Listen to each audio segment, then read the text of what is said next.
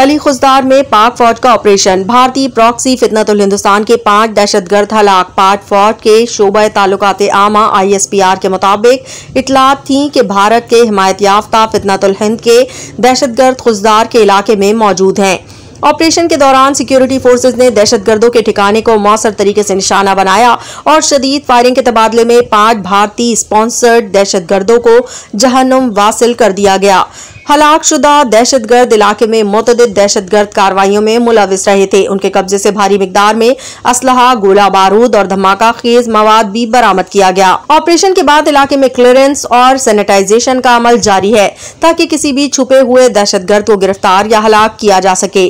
पाक फौज और सिक्योरिटी इदारे मुल्क से भारतीय हिमायत याफ्ता दहशतगर्दी के मुकम्मल खात्मे के लिए पुरअज़म है और कौम के इस अज़म की तजदीद करते हैं कि दहशतगर्दों और उनके सहूलतकारों को इंसाफ के कटहरे में लाया जाएगा।